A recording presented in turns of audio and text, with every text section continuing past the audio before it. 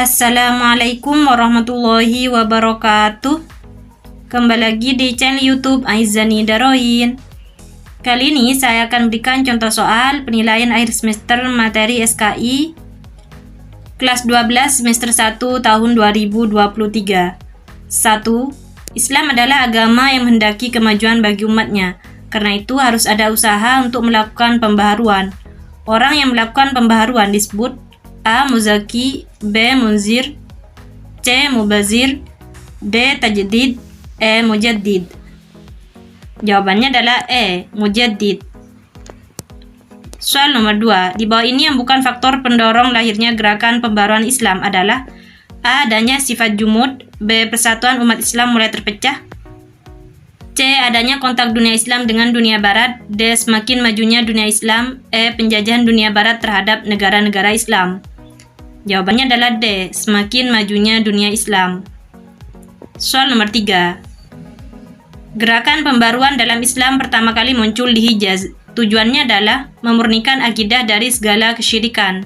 Gerakan ini dirintis oleh A. Syekh Muhammad bin Abdul Wahab, B. Dr. Hasan At-Turabi, C. At-Tajammu, D. Syekh Muhammad Asyirhindi, E. Mustafa Kemal. Jawabannya adalah A. Syekh Muhammad bin Abdul Wahab.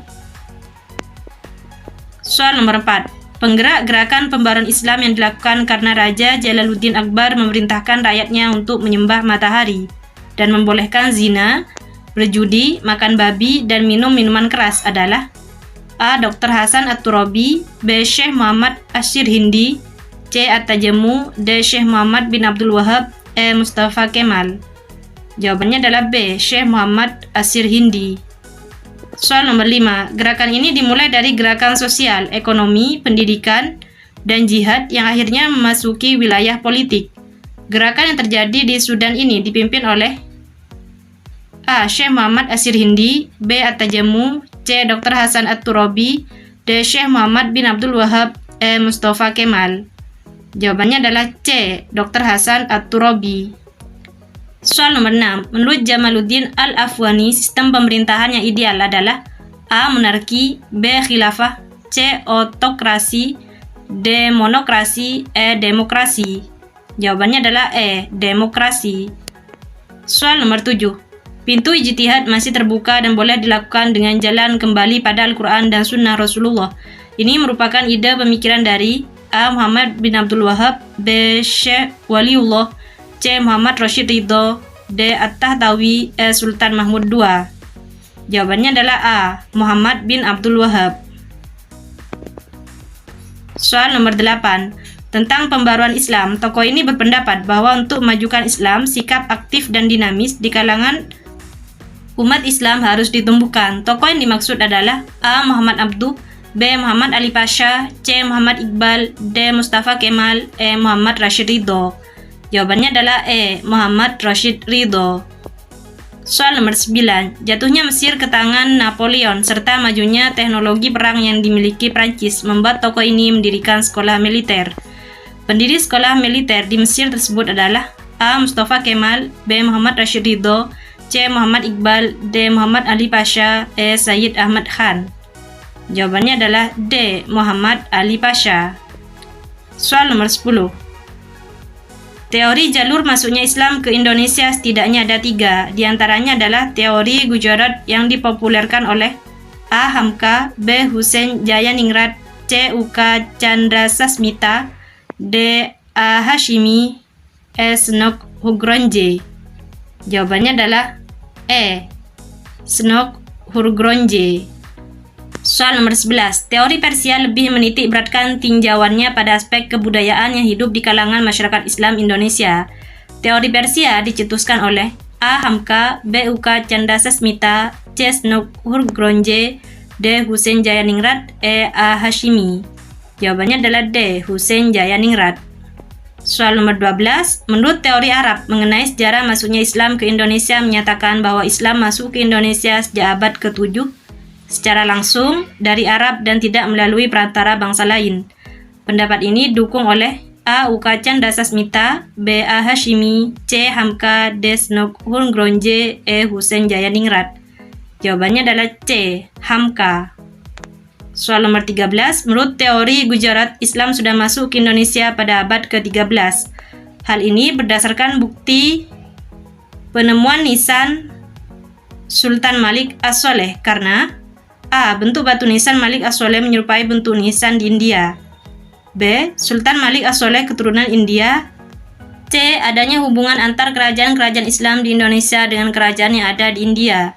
D. Adanya kesamaan kesenian di India dan kesenian di Indonesia. E. Adanya kemiripan nama Raja Malik As-Soleh dengan nama Raja di India. Jawabannya adalah A. Bentuk batu nisan Malik As-Soleh menyerupai bentuk nisan di India. Soal nomor 14. Di bawah ini yang bukan merupakan bukti bahwa Islam masuk ke Indonesia dari Persia adalah A. Tradisi upacara mengarak tabut di Jambi. B. Penggunaan penulisan Arab Jawa. C. Islam yang berkembang di Indonesia kental dengan nuansa tasawuf. D. Adanya suku Leran dari Jawi di Persia. E. Kesamaan ajaran mistik dari Syekh Siti Jenar dan Sufi Al-Halaj. Jawabannya adalah C. Islam yang berkembang di Indonesia kental dengan nuansa tasawuf. Soal nomor 15. Pemerintah kolonial Belanda memanfaatkan adat kebiasaan yang berlaku di masyarakat, sehingga waktu itu tercetuslah teori untuk membatasi pemberlakuan hukum Islam. Teori itu disebut A. Kapitalis, B. Politik etis, C. Analis, D. Resepti, E. Akulturasi. Jawabannya adalah D. Resepti.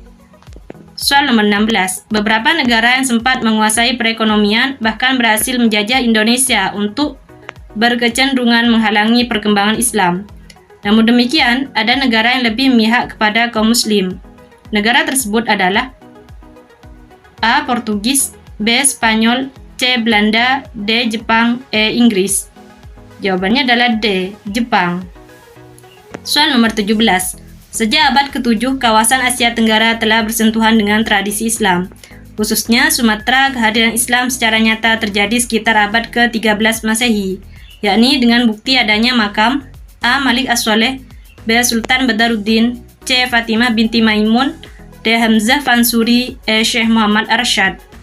Jawabannya adalah A. Malik As-Soleh. Soal nomor 18. Perkembangan Islam di Sulawesi tidak terlepas dari upaya para mubaliw yang dengan penuh semangat menyebarkan Islam. Dakwah mereka berhasil mengislamkan Raja Goa. Kerajaan Goa terdapat di kota A. Palu, B. Kendari, C. Gorontalo, D. Makassar, E. Manado. Jawabannya adalah D. Makassar. Soal nomor 19. Beliau dilahirkan di Samarkand, dikenal sebagai kakek Bantal dan merupakan keturunan ke-22 dari Nabi Muhammad SAW. Beliau dikenal dengan nama Maulana Malik Ibrahim atau Sunan. A. Ampel, B. Bonang, C. Gresik, D. Giri, E. Muria. Jawabannya adalah C. Gresik. Soal nomor 20. Beliau adalah anak tertua Maulana Malik Ibrahim. Mempunyai putra yang juga menjadi wali yaitu Sunan Bonang dan Sunan Rajat. Beliau adalah Sunan A. Gunung Jati, B. Ampel, C. Muria, D. Giri, E. Kalijaga. Jawabannya adalah B. Ampel. Soal nomor 21. Beliau dikenal sebagai Sunan yang ahli dalam bidang fikih.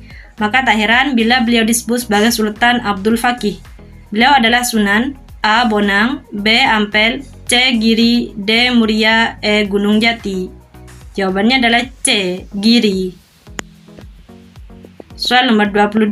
Sunan yang sering menjadi penengah dalam konflik internal di Kesultanan Demak adalah Sunan A. Kalijaga, B. Muria, C. Gresik, D. Derajat, E. Kudus. Jawabannya adalah B. Muria. Soal nomor 23. Beliau mendalami agama sejak berusia 14 tahun di Mesir.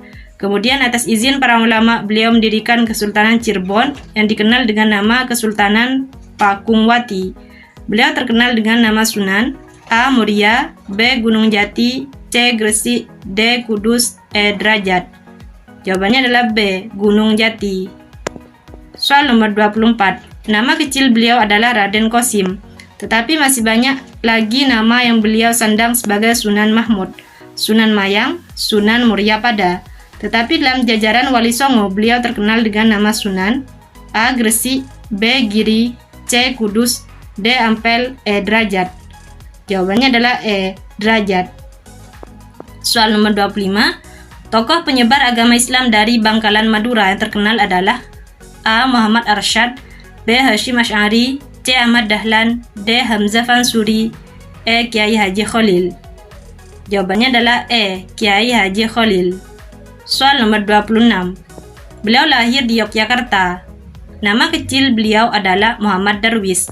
Sepulang dari menempuh pendidikan di Mekah, pada tahun 1912 beliau mendirikan organisasi Islam yang diberi nama A. Syarikat Islam, B. Nahdlatul Ulama, C. Al-Irsyad, D. Muhammadiyah, E. Jamiat Khair. Jawabannya adalah D. Muhammadiyah. Soal nomor 27. Kiai Haji Hashim Asy'ari adalah salah satu tokoh ulama penyebar Islam pasca Wali Songo. Beliau juga sebagai pendiri organisasi Islam, yaitu A. Syarikat Islam, B. Muhammadiyah, C. NU, D. MUI, E. Jamiat Khair. Jawabannya adalah C. NU. Soal nomor 28. Strategi dalam menyebarkan Islam yang dilakukannya adalah mendekati umat dengan mengajari cara bercocok tanam dan pengobatan gratis. Strategi ini dilakukan oleh Sunan A. Kudus, B. Gresik, C. Ampel, D. Gunung Jati, E. Giri. Jawabannya adalah B. Gresik. Soal nomor 29. Penggunaan kemenyan merupakan sarana dalam penyembahan dewa. Salah seorang wali songo tetap memperbolehkan dengan merubah fungsinya sebagai pengharum ruangan. Wali yang dimaksud adalah Sunan A. Muria, B. Kalijaga, C. Bonang, D. Kudus, E. Giri. Jawabannya adalah B. Kalijaga. Soal nomor 30. Dalam keyakinan Hindu, lembu termasuk binatang yang dianggap suci. Karenanya, masyarakat dilarang untuk menyembelih lembu. Ini dilakukan sebagai bentuk toleransi. Larangan penyembelihan lembu ini dilakukan oleh Sunan A. Muria, B. Bonang, C. Kudus, D. Ampel, E. Kalijaga. Jawabannya adalah C. Kudus. Soal nomor 31. Islam berkembang dan tersebar di Indonesia berkat usaha yang dilakukan para ulama. Di antaranya melalui kesenian dengan pertunjukan wayang yang isinya dimasukkan nilai-nilai Islam ke dalam unsur kehidupan yang sudah berkembang di masyarakat. Metode ini disebut A. Akulturasi, B. Sinkretis, C. Persuasif, D. Religius, E. Sosiologis kemasyarakatan. Jawabannya adalah B. Sinkretis. Soal nomor 32. Beliau adalah salah satu dari Wali Songo. Dalam menyebarkan Islam, beliau menggunakan pendekatan kebudayaan, yaitu dengan mengubah gamelan Jawa yang saat itu kental dengan budaya Hindu dengan memberi nuansa baru.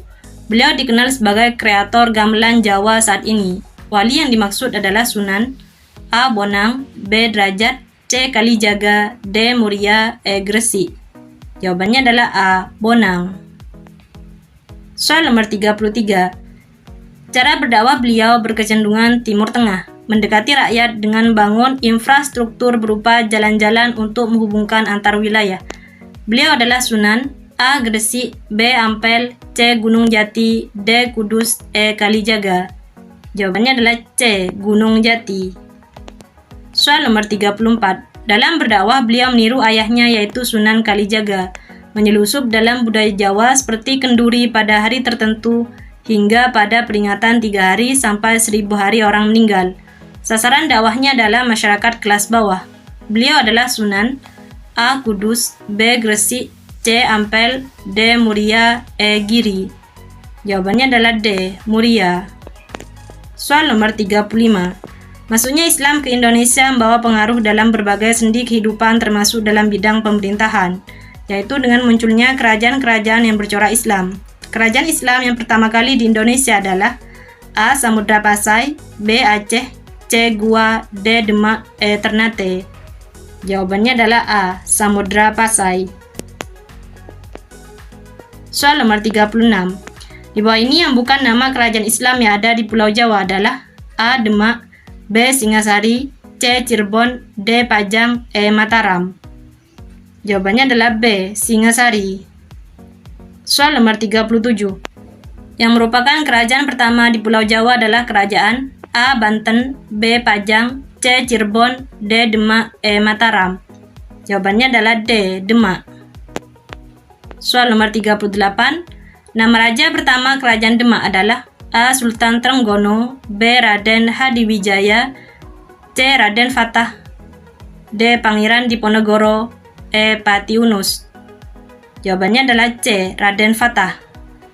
Soal nomor 39. Kerajaan Goa dan Talo sekarang termasuk di provinsi A. Sulawesi Selatan, B. Sulawesi Utara, C. Sulawesi Barat, D. Sulawesi Tengah, E. Gorontalo. Jawabannya adalah A. Sulawesi Selatan. Soal nomor 40.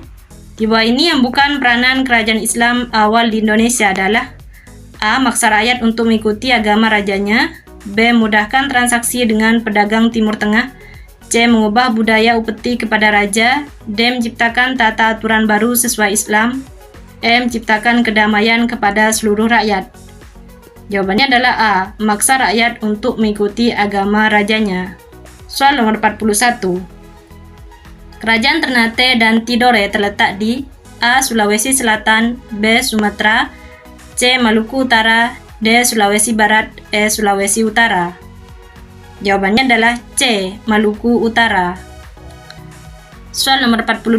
Kerajaan Ternate dan Tidore penghasil rempah-rempah yang banyak diburu para pedagang asing, yaitu seperti A. Bangsa Belanda dan Eropa, B. Bangsa Belanda dan Inggris, C. Bangsa Portugis dan Spanyol, D. Bangsa Belanda dan India, E. Bangsa Belanda dan Jepang. Jawabannya adalah C. Bangsa Portugis dan Spanyol. Soal nomor 43.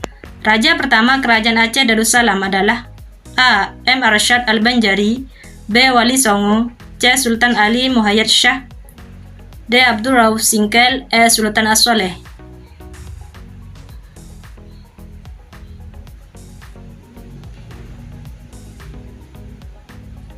Jawabannya adalah C. Sultan Ali Muhayyad Shah.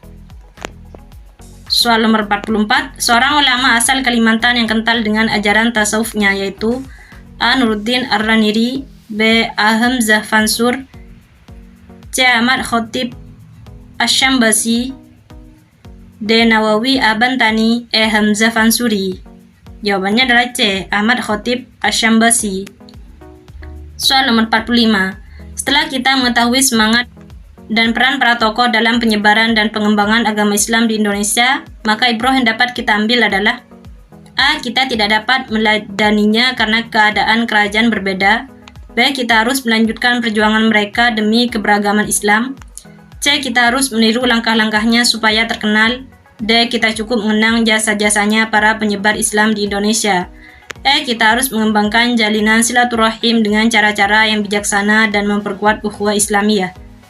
Jawabannya adalah E. Kita harus mengembangkan jalinan silaturahim dengan cara-cara yang bijaksana dan memperkuat ukhuwah Islamiyah.